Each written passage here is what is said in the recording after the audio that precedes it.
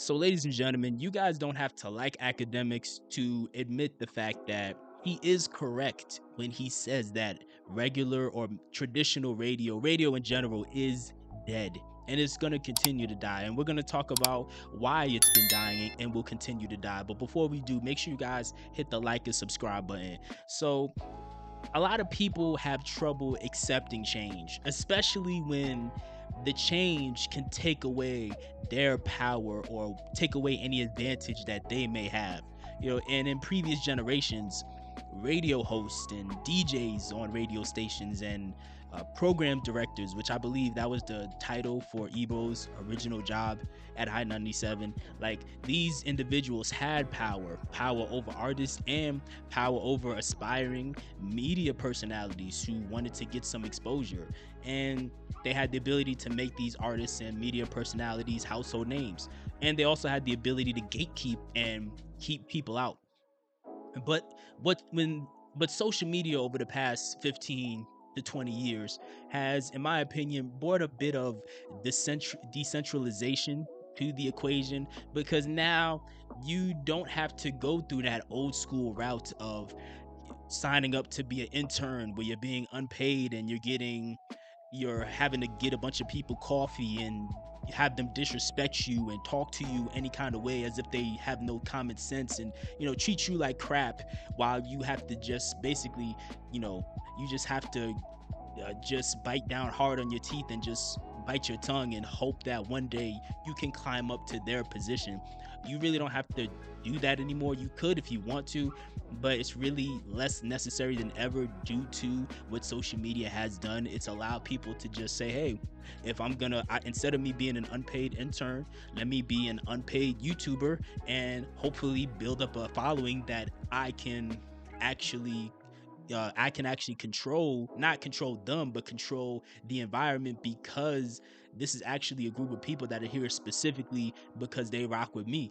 So, this is where somebody like DJ Akademiks comes into the equation, because in the early 2010s, DJ Akademiks obviously got an insane amount of traction, covering a whole bunch of stuff. Obviously, people always talk about the Chicago channel, but he was talking about other stuff too. So, I mean, it is what it is.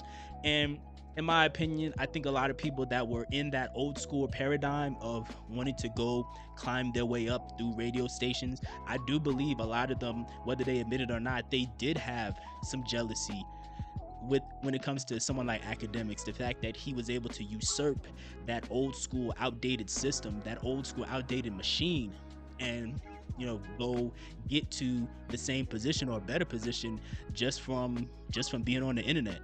And as much as many of these people tied to these radio and media companies love to get mad at Akademiks and say that his media coverage is bad for the culture and blah blah blah, they do the same thing. Like, it's all the same thing, honestly. It is, like, only difference is their version has a lot more fluff to it, because in the midst of them talking about whatever current events are going on, they will have like 2 hours worth of commercials, about 45 minutes worth of music, and then about 15 minutes of them talking about the same things that someone like an Akademiks would talk about, or someone like any of us now on social media would talk about.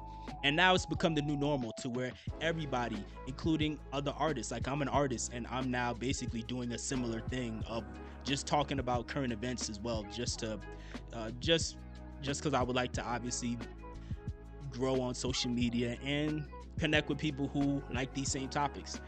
But in the early days, though, of this happening, many people would dismiss this lane, and of course dismiss Akademiks, and make it seem like he was very insignificant, say that he's just a YouTuber, he's just a person streaming on Twitch by himself in his mother's basement. That was like a stereotype, that people doing this type of content were in their mother's basement and stuff like that.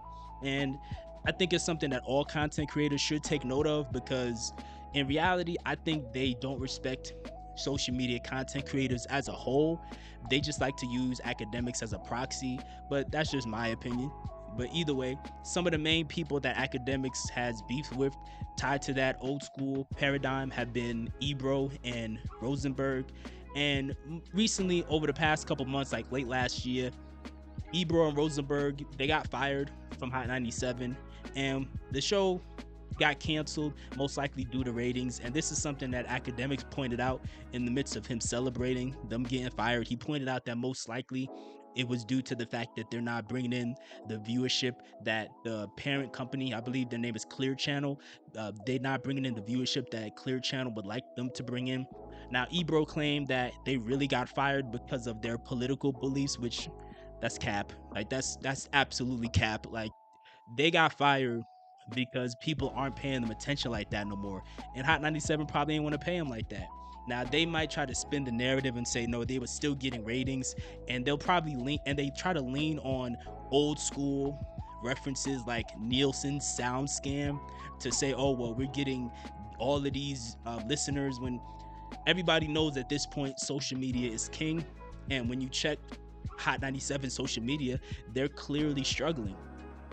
And Ack also mentioned how after Ebro and them got fired, Hot 97 they hired Mero to be the new host. Obviously, Mero, he was somebody that was like somewhat popular back in the mid to late 2010s because him and Deezus used to have a show called Deezus and Mero, but now he's doing his own thing and he's obviously hosting Hot 97. And Akademiks pointed out the fact that it's getting even less views now than it was with Ebro, which again, that is correct because outside of the videos where Mero is dissing Akademiks, in general, Hot 97 videos right now are averaging between 300 and 1,500 views a video, which if you have a small channel like mine, like my channel, this channel I'm uploading this to has about roughly, it's like 900 subscribers as of me recording this.